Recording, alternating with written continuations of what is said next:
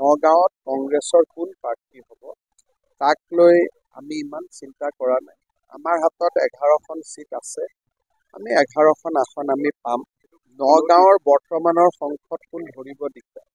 নগাঁও নামটো আছে, সমষ্টিটোতো বদলি গ'ল।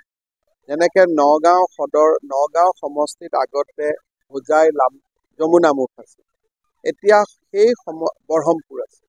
সেই গোটেইকেইটা সমষ্টি এতিয়া কাজিৰঙাত।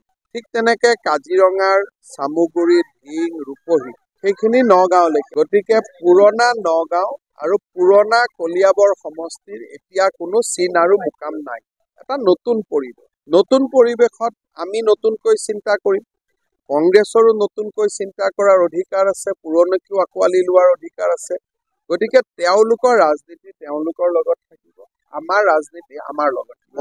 মোৰ হাতত কোনো খবৰ নাই, কিন্তু 26লৈকেতো মই ভাবোঁ যে কংগ্ৰেছৰ কাৰ্যালয়ত ৰকিবুল হুছেইন, ৰেকিবুদ্দিন আহমেদ, জাকিৰ হুছেইন চিকদাৰ, নুৰুল হুদা এনেকুৱা কেইজনমানক বাদ দি আৰু কংগ্ৰেছত একেবাৰে ধৰি লওক যে কেইজনমানে থাকিব। মই যিকেইজনৰ নাম কৈছোঁ 2-4জনৰ নাম পাহৰিছোঁ। ৰকিবুল হুছেইন, ৰেকিবুদ্দিন আহমেদ, জাকিৰ হুছেইন চিকদাৰ, নুৰুল হুদা, তাৰপিছত নামেই মনত, এনেকুৱা কেইজনমান যি মানুহ আছে তেওঁলোকৰ বাদে আৰু কংগ্ৰেছত কোনো নাথাকে। আৰু থাকিনো কি লাভ আছে। 11টাত আমি আছোঁ আৰু বাকী ক'ৰবাত লোকত যদি এটা জিকিম। মই এইটোৱে ক'লো যে নগাঁও, কাজিৰঙা, প্ৰদ্যুৎ বৰদলৈ, গৌৰৱ গগৈলৈ এইটো কংগ্ৰেছৰ প্ৰব্লেম, আমাৰ প্ৰব্লেম নহয়। গতিকে এইটো লৈ আমি মূৰ ঘূৰাব খোজা নাই।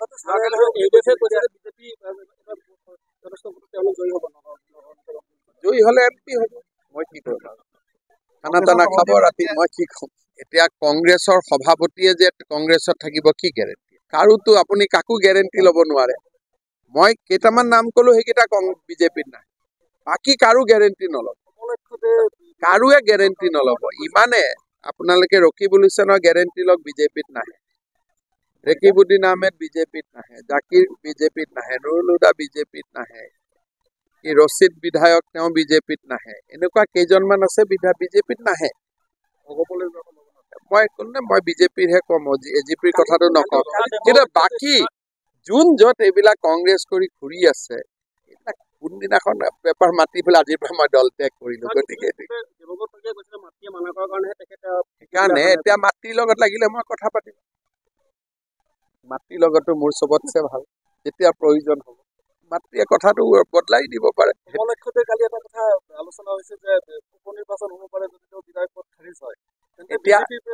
এতিয়া উপনিৰ্বাচন তেওঁতো বিজেপিত যোগদান কৰা নাই, তেওঁ চৰকাৰকহে সহযোগিতা কৰিছে। গতিকে চৰকাৰক সহযোগিতা কৰিলে উপনিৰ্বাচন বা বিধায়ক দল ত্যাগ হ'ব নোৱাৰে। সদনত কংগ্ৰেছক গালি পাৰিলেও বিধায়কৰ পদ নাযায়। কিন্তু যদি কংগ্ৰেছে কয় অমুকক ভোট দিয়ক, তেওঁ ভোট নিদিয়ে, তেতিয়াহে বিধায়কৰ পদ যায়। গতিকে এইবিলাক অলপ টেকনিকেল লগোৱা আছে।